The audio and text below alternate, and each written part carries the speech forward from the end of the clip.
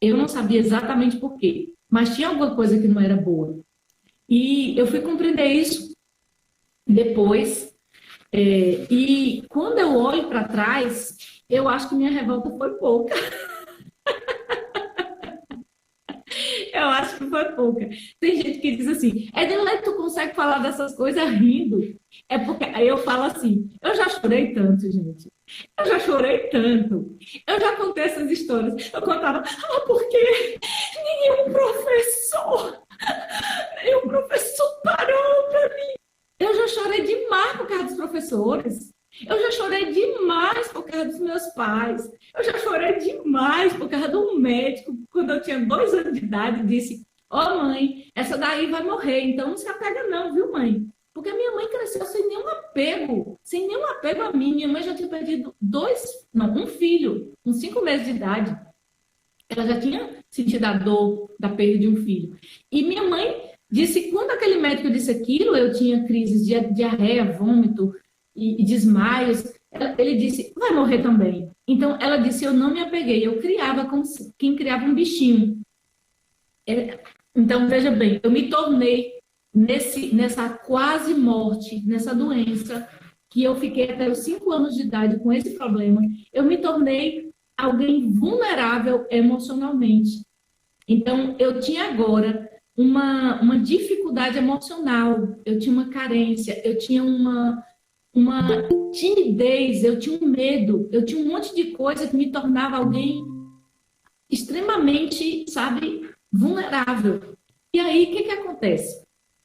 Quando a criança ela tem essa dificuldade já antes de mesmo de sofrer o abuso, vamos dizer assim, de não ter uma mãe presente para fazer a maternagem, ela teve 3, 4, 5 meses, 6 meses de idade, e essa mãe não foi presente de jeito nenhum, muitas não amamentaram, então existe a falta do vínculo materno com essa mãe, tudo isso é vulnerabilidade emocional para a criança.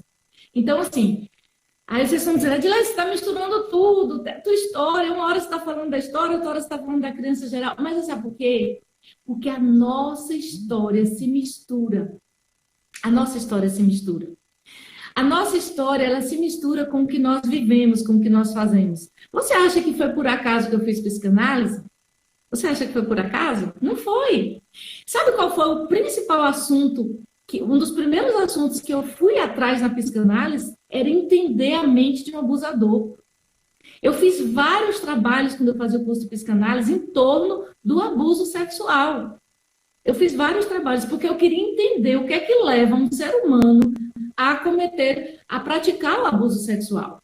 Eu queria ter essa visão. E eu vou passar para vocês dessas descobertas que eu fiz de pesquisa e a percepção também como uma pessoa que sofreu o abuso. Então, assim, vocês não vão ver, e alguns talvez assim, no testemunho e chora. Eu diria para você assim, que em alguns momentos eu ainda me emociono falando das crianças, sabe? A gente vai ter esse momento de falar como a gente aplica o que a gente aprende em relação às crianças e adolescentes. Como a gente se torna alguém que se importa de fato e que faz algo. Eu sei que aí talvez não tenha apenas, certamente não tem apenas ou não tem somente professores, tem pessoas que estão ligadas a outras áreas da escola, ou até da assistência social, ou até pessoas ligadas ao conselho. Eu já fui secretária do Conselho Municipal dos Direitos da Criança e Adolescente durante 4 anos. No ano que foi formado o conselho, lá em 1980 e alguma coisa, ou 90, acho que foi 90, né, Wellington? Foi 90 sim, Edilene. E já Então, aproveitando essa deixa, dizer o seguinte, o seu esposo colocou um novo celular aí, perto de você, eu acho que ele tá chegando aí, ele está na nossa sala também, porque as pessoas estão conseguindo te ver e te ouvir, mas às vezes a imagem fica um pouquinho travada. Aí a gente vai fazer uma troca de celular, mas já quero te dar um feedback do chat aqui. Muita gente do chat te conhece, e falando aqui, Edileide, maravilhosa, sempre muito bem colocada. Eu tenho aqui várias pessoas falando excelentes colocações. Nós temos uma audiência muito boa agora. Temos vários professores, vários profissionais aqui conosco.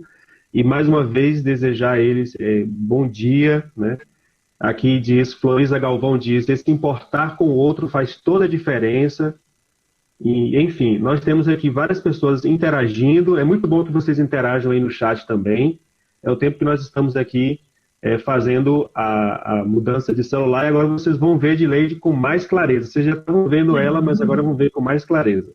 E aí, tá tudo tranquilo agora? Melhor? Eu estou te vendo aqui. Só vou ver se o Hamilton consegue colocar você lá com a tela principal lá. Ah, A nossa técnica aqui. Se aparece lá. ok. Aqui, Sandra Então, Maria diz sobre você, ela é maravilhosa. Você está cheia de fãs aqui no chat. oh, gratidão, gratidão. Tem muita gente boa, né? Eu sempre digo que muito do que pensam sobre mim tem a ver com a bondade das pessoas.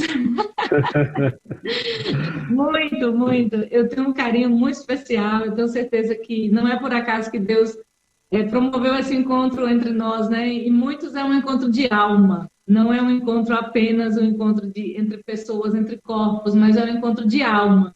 E quando a gente se entrega numa causa, durante muitos anos eu me envergonhei da minha história. Durante muitos anos eu tinha vergonha de falar da minha história. A primeira vez que eu falei, eu me lembro como hoje, foi na cidade de Capim Grosso, aqui na Bahia. E aí eu percebi, aquilo me destruiu por dentro. Eu passei a noite sem dormir, a primeira vez que eu contei a história de Maria.